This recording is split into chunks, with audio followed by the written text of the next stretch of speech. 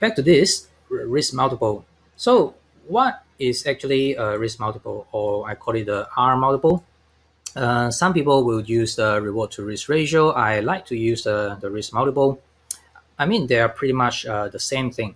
So just bear with me for the moment, because I think this is really important. If you are not familiar with risk management, then this is certainly an introduction to you.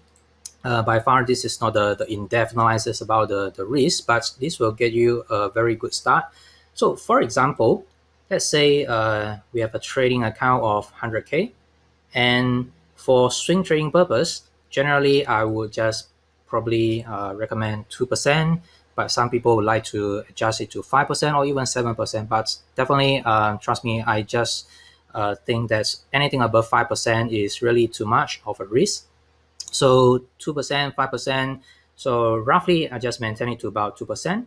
So if we really want to trade, so the risk for the trade will be around 2%. So let's say for this account, like 100K account, if we take a 2% risk, means that we are willing to risk 2% of the account size.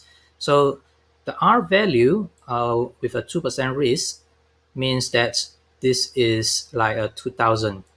So that's equal to 1R. So this is the trade or the risk of a trade that we are willing to take.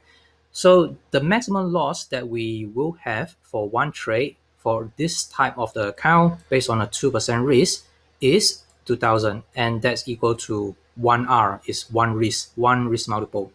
So ideally, the loss is between 0 to 1R, because we can always have an early exit. For example, if you see that the structure has changed, or you see detected some form of the spike of the supply, then you might want to exit your trade earlier. So instead of taking a minus 1R, so which is a loss of 2000, you might want to exit with say based on a structure break or based on a spike of the supply. You access it, you analyze it, and you just exit it with maybe minus 0.5R. So that will cut your losses down to from 2000 to 1000. So that is very useful to minimize your losses or your potential losses. However, in real case, when you are trading, there's always slippage. So means that, let's say you want to have a stop at a certain amount of the price. Let's say you buy at 7 and your stop is 6.5. But sometimes that the stock market is really panic and people just keep selling, and there's a gap down, and you can only get out at about 6.3. So that is sort of the slippage that we might experience from time to time. So, or sometimes we want to wait for confirmation, and until the bar close at the hourly time frame, then you might have exited more than 1R. So instead of taking a full 1R loss, then you might have maybe 1.1 or 1.2. So sometimes might be greater than about 2000 based on a 2% risk. However, that's pretty much for the risk about the account size. So let me run through another example how we actually start to calculate the position size for this type of the account. So let's use GradTech for example. So for this type of the account, if I want to risk 2%, that means the maximum loss is still 2000. So if I want to buy GradTech, so at the moment I think that GradTech is still very bullish and I want to keep it for long-term position trading. So I just want to buy at 7. Okay. So when I buy at 7, then how many shares can I buy? So first of all, we need to work out the stop loss. So a conservative stop loss, then probably I will just use 6.3. That's just an example. Okay. Then the risk amount is actually 7 minus 6.3 is just a 70 cent. So that's the 70 cent per share. Then we can just calculate the position size based on the 2000. So that's 2000 and divided by 0.7 per share. Then we can work out this is the maximum amount of the shares that we can buy for GradTech if we are only willing to have a maximum loss of about 2% of the account size, so 2% of the risk. So 2857 is the exact number, but we always want to round down as 2800 shares. So the potential target, if I use 8.5, then the entry is 7, then the target is 8.5. So this is the profit target. 8.5 minus 7 is somewhere around, how many is it? How does it matter? Is then we divided by, this is the potential loss or the maximum loss that we are willing to risk, which is 0.7 that we calculate before. So this is amount 1.5. So 0.7 is actually the 1R. Then this is the profits we have, 1.5. Then in the end, what we are having here is sort of a 2.1R. But this is still developing at the moment. It's still unfolding because the share price hasn't reached 8.5. So we can say that the R multiple that we aim for is around 2.1.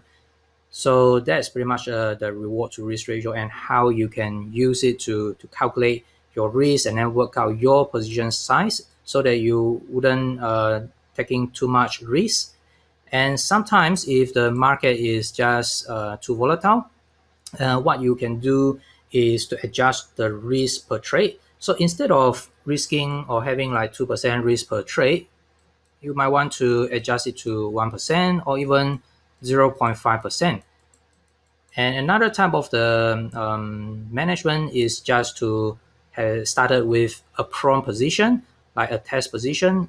So initially, if you have no idea where the trade will go, but you still would like to participate like for this, then you might want to say you want to risk 0.5% and then slowly add up to 2% for your full position. Okay, so that's pretty much it for the introduction for the risk multiple. Okay, so Dave just say, okay, good info, no worries. So I think this is really important because quite a lot of the time, this is something that we might already know, but tend to overlook. So one thing that you always want to do or you always need to do is to calculate your position size based on your stop. So you can have a very wide stop. So in this case, I put it like 6.3. However, can you put 5? Of course you can. You just put 5 and your stop is very wide, but the number of shares that you can buy is a lot less than 2,800 shares. Okay. Nikki say risk management is crucial to minimize my loss. Yes, of course. Dave say my problem is I get stop out early. Well, if you get stop out early, then you might want to check your stop loss because, for example, 6.3 is what I consider as a conservative stop. But if you really put a very tight stop, say 6.8 or 6.9, then definitely it's a tight stop. Dave say, is there a guide for big movement versus small movement stocks to decide the percentage range? Okay. Look, Dave, I mean, in terms of the percentage, it's still the same, whether it's a long-term position or the very quick short-term position. Because if you just risk like 1%, you still have the chance to adjust your stop, right? So even if you risk 1%, that's 1,000 that you are willing to lose at a maximum. But if you always get stop out, probably your stop is too tight, then you might want to consider a wide stop. So in this case, 70 cent, I don't know whether it's tight or wide, but certainly you can adjust to 5. So if you adjust it to 5, then your risk amount per trade is not 70 cents per share, instead is $2 per share. Then it worked out to be 2,000 divided by 2, then you can only buy 1,000 share. So you need to buy a smaller size of the share instead of buying a full lot to 2,800 or 3,000.